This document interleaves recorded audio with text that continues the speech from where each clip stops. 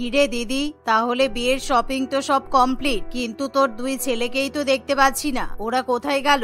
রণজিৎ, সন্দীপ, কোথায় তোরা? এদিকে আয়। আরে শিলা, ওদের কথা বলিস না। ওরা তো বিয়ের কথা শুনে সেদিন থেকে কাজে লেগে পড়েছে, কারণ ওরা তো সবকিছুই জানে।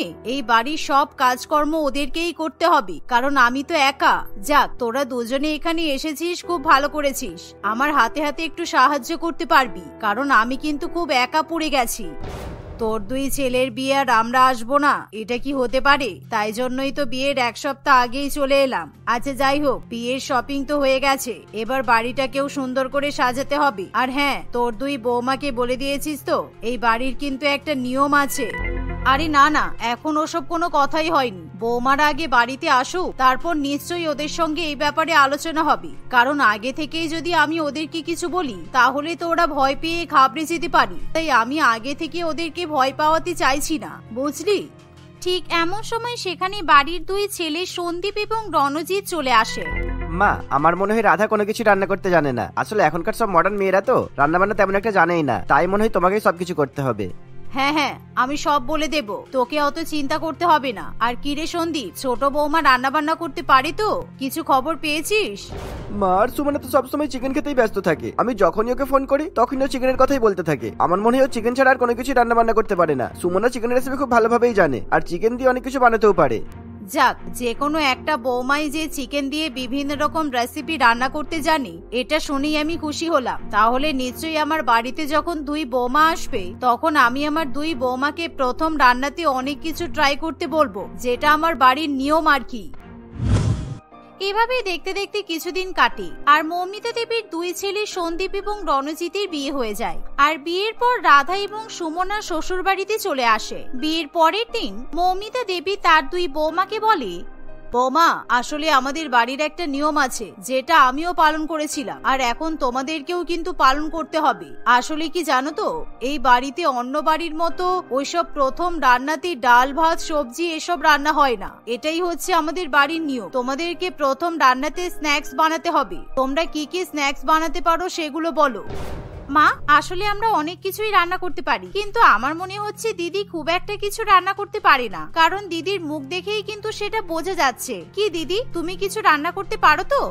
আসলে মা, আপনি যদি বলতেন দুপুরে রান্না বান্না করতে, তাহলে আমি নিশ্চয়ই যেমন হোক করে কিছু না কিছু রান্না করে দিতাম। এই স্ন্যাক্স ট্যাক্স এগুলো আমি রান্না করতে পারি না, আর তাছাড়া এগুলো বানাতেও তো অনেক সময় লাগে, তাই না?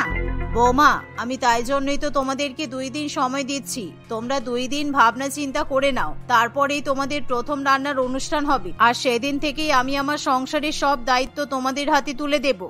মা, আপনার যখন এটাই সিদ্ধান্ত, তাহলে ঠিক আছে। আমি তাহলে স্ন্যাক্স কিভাবে বানাতে হয় শিখে নেব। ঠিক আছে মা, আমিও তাহলে চেষ্টা করব। 2 দিন পরেই আমরা আপনাকে জানাবো আমরা কি কি স্ন্যাক্স বানাতে পারবো। ঠিক আছে, তাহলে তোমরা দুজনে 2 দিন সময় নিয়ে ভালোভাবে ভেবে নাও। তারপরেই কিন্তু আমি আমার বন্ধু বান্ধব আত্মীয় স্বজন সবাইকে নিমন্ত্রণ করব, কারণ সবাই তোমাদের হাতে স্ন্যাক্স খাওয়ার জন্য একেবারে পাগল। আসলে আমাদের বাড়ির এই স্ন্যাক্স খাওয়ানোর নিয়মটা সবাই খুব পছন্দ করে, সেই জন্য তোমাদেরকে বিভিন্ন রকমের স্ন্যাক্স বানাতে হবে, বুঝলে? এই বলে মৌমিতা দেবী সেখান থেকে চলে যায়। আর সেই দিনই সুমনা তার ঘরে গিয়ে ইউটিউব দেখে চিকেন দিয়ে বিভিন্ন রকমের স্ন্যাক্স এর রেসিপি দেখতে শুরু করে। আর যেহেতু সুমনা চিকেন খেতে পছন্দ করত, তাই সে চিকেনের স্ন্যাক্স বানাবে বলে ঠিক করে। আমি প্রথম রান্নার অনুষ্ঠানে সবাইকে চিকেনের স্ন্যাক্স বানিয়ে খাওয়াবো, কারণ আমি খুব ভালো করে জানি চিকেন দিয়ে তৈরি স্ন্যাক্স গুলো খেতে দারুণ হয়। আমি chicken wings, chicken tenders, chicken nuggets, chicken fingers, chicken popcorn, chicken tikka bites, chicken cutlets, chicken sliders, chicken samosa, অনেক কিছু রান্না করব। এভাবে সুমনা ইউটিউব দেখে দেখে চিকেনের বিভিন্ন রকমের স্ন্যাক্স এর রেসিপি শিখতে থাকে। আর অন্যদিকে তার বড় যা রাধা, যে কিনা আলু দিয়ে তৈরি রেসিপির ভিডিও দেখতে থাকে, কারণ রাধা ছিল ভেজিটেরিয়ান। সে শুধুমাত্র ভেজ খাবার খেতে পছন্দ করত, আর সবজির মধ্যে আলু ছিল রাধার সবচেয়ে ফেভারিট। তাই রাধা আলু দিয়ে বিভিন্ন রকমের স্ন্যাক্স তৈরি করবে বলে ঠিক করে। আমি তো মাছ মাংস কিছুতেই হাত দেব না, তাই আমি আলু দিয়েই অনেক রকমের স্ন্যাক্স তৈরি করব, যেটা আমার শ্বশুরবাড়ির লোক সবাই পছন্দ করবে। আমি তো মাত্র কয়েকটা ভিডিও দেখলাম, এখন আমাকে আলু দিয়ে তৈরি আরো স্ন্যাক্স এর ভিডিও দেখতে হবে। আমি potato chips, French fries, potato wedges, hash brown, তারপর আলু দিয়ে পকোড়া, এগুলো তৈরি করব। হ্যাঁ, এভাবেই দুই বৌমা ফোন দেখে দেখে কি কি খাবার রান্না করবে ঠিক করতে থাকে। দেখতে দেখতে এভাবেই 2 দিন কেটে যায়। আর 2 দিন পর মৌমিতা দেবী তার দুই বৌমাকে বলে, কি ব্যাপার, তোমরা রান্না করার জন্য রেডি তো? আজকে কিন্তু তোমাদেরকে অনেক ভালোভাবে স্ন্যাক্স তৈরি করতে হবে, যেন আমার প্রতিবেশী আত্মীয় স্বজন সবাই তোমাদের হাতে স্ন্যাক্স খেয়ে অনেক প্রশংসা করে। তার উপর আমাদের বাড়ির লোকজন তো আছেই, আমার 2 ছেলেও কিন্তু স্ন্যাক্স খেতে খুব পছন্দ করে। আর হ্যাঁ, আজকে তোমাদের দুজনের মধ্যে যার স্ন্যাক্স খেতে ভালো হবে তার হাতেই কিন্তু আমি আমার সংসারের সব দায়িত্ব তুলে দেব, এমনকি এই বাড়ির চাবিও তুলে দেব। হ্যাঁ মা, আপনাকে একদম চিন্তা করতে হবে না, আমি একেবারে সবকিছু রেসিপি ভালোভাবে দেখে নিয়েছি, বুঝে নিয়েছি। আমি খুব ভালোভাবে বিভিন্ন রকমের স্ন্যাক্স তৈরি করতে পারবো। হ্যাঁ মা, আমিও বিভিন্ন রকমের স্ন্যাক্স বানাতে পারবো। আমি সব রেসিপিগুলো একেবারে মুখস্থ করে নিয়েছি, কোনো সমস্যা হবে না, আপনি বিশ্বাস করতে পারেন। ঠিক আছে, তবে স্ন্যাক্স বানানোর জন্য তোমাদের যেই উপকরণগুলো লাগবে সেগুলো কিন্তু তোমাদেরকে বাজার থেকে কিনে নিয়ে আসতে হবে, কারণ আমি কিন্তু কাজের লোককে কিছুই আনতে বলিনি। তাই তোমাদের কি লাগবে তোমরা নিজেরাই গিয়ে নিয়ে এসো।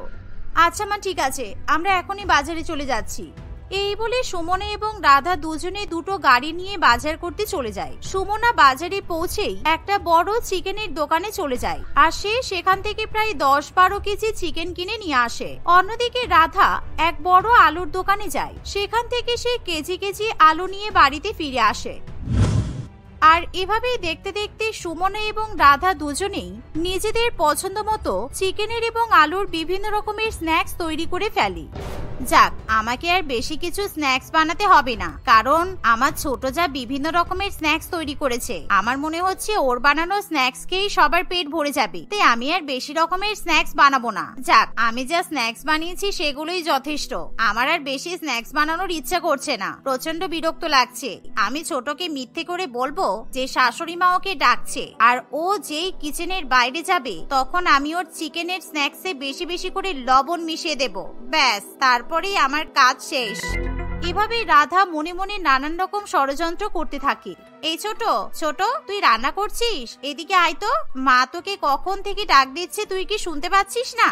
কি হয়েছে দিদি, তুমি তো দেখছো আমি স্ন্যাক্স বানাচ্ছি, তুমি তা সত্ত্বেও আমাকে কেন এভাবে ডাকাডাকি করছো? মা কি বলছে তুমি নিজে গিয়ে একবার দেখতে পারছো না? আমি কেন শুনতে যাব? মা তোকে ডাকছে, তুই যা। আমার তো সব খাবার বানানো হয়ে গেছে, তোর কি এখনো হয়নি? আমাদের দুজনকে কিন্তু একসঙ্গে খাবার পরিবেশন করতে হবে। হ্যাঁ হ্যাঁ, আমার সবই হয়ে গেছে মোটামুটি, শুধু এই চিকেন পকোড়াগুলোই ভাজতে বাকি আছে। তুমি একটু দেখো তাহলে, আমি মায়ের কাছে যাচ্ছি। আরে হ্যাঁ হ্যাঁ, আমি তো চিকেন পকোড়াগুলো ভেজে দিচ্ছি, তুই যা। এটাই তো সুযোগ, আমি তাড়াতাড়ি চিকেনের সমস্ত স্ন্যাক্সে বেশি বেশি করে লবণ মিশিয়ে দিই, আর তারপর দেখি ও কিভাবে এই বাড়ির দায়িত্ব পায়। আর আজকে আমি আমার বানানো আলুর স্ন্যাক্স খাইয়ে একেবারে সেরা হয়ে উঠবো। আমি এই বাড়ির বড় বৌমা, তাই এই বাড়ির চাবি, এই বাড়ির দায়িত্ব শুধুমাত্র আমার হাতে থাকবে। এমনই ভাবনা চিন্তা করে রাধা তার ছোট জায়ের চিকেন দিয়ে তৈরি খাবারে বেশি বেশি করে লবণ মিশিয়ে দেয়, আর কিছুক্ষণের মধ্যেই সে সেখান থেকে কেটে পড়ে। কিন্তু সুমনা সেই ব্যাপারে কিছু জানতেও পারে না। আর কিছুক্ষণ পর রাধা সুমনার কাছে গিয়ে বলে, কিরে চল, এবার তো খাবারগুলো পরিবেশন করতে হবে। স্ন্যাক্স কিন্তু ঠান্ডা হয়ে গেলে কারোর খেতে আবার ভালো লাগবে না, স্ন্যাক্স গুলো সবসময় গরম গরম খেতেই ভালো লাগে। হ্যাঁ দিদি চলো, আমার পকোড়াগুলো নামিয়ে নিয়েছো তো তুমি? যাক, খুব ভালো হয়েছে, চলো তাড়াতাড়ি চলো। এই বলে দুই বৌমা নিজেদের বানানো স্ন্যাক্স নিয়ে সোজা টেবিলে চলে যায়, আর তারা খুশি মনে সবাইকে সেই স্ন্যাক্স গুলো পরিবেশন করতে শুরু করে। মধুরিমা, শিল্পা, কিরে তোরা খেয়ে বল আমার দুই বৌমা কেমন স্ন্যাক্স বানিয়েছে, তোদের পছন্দ হয়েছে তো?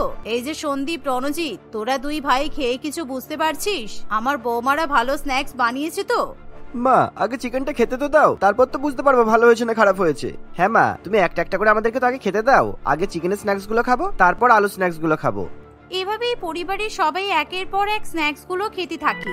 মমিতা, তোর দুই বৌমা কিন্তু দারুণ খাবার রান্না করতে পারে, এই চিকেনের স্ন্যাক্স গুলো দারুণ টেস্টি হয়েছে। আর এখানে তো চিকেনের বিভিন্ন রকমের স্ন্যাক্স আছে, আর আমি এত বেশি চিকেনের স্ন্যাক্স খেয়েছি এখন আর আলুর স্ন্যাক্স খেতে ইচ্ছে করছে না, কারণ আমার চিকেন খেতেই বেশি ভালো লাগে।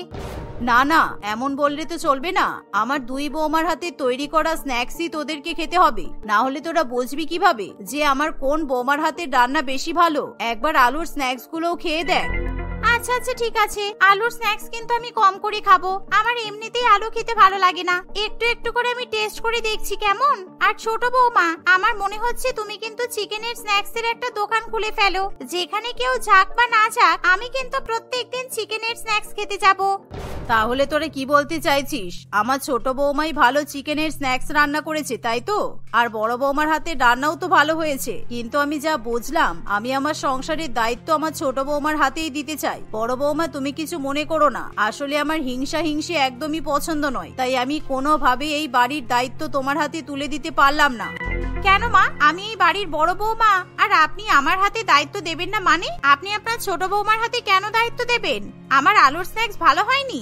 আমি তো খুব ভালোভাবেই রান্না করেছি, আর আপনারা তো ভালো করে খেয়েই দেখলেন না। না খেয়ে কিভাবে বলে দিলেন যে চিকেনের স্ন্যাক্স গুলো ভালো হয়েছে? আমার তো মনে হচ্ছে চিকেনের স্ন্যাক্স গুলোতে লবণ বেশি হয়ে গেছে, আপনারা ঠিক করে খেয়ে দেখুন।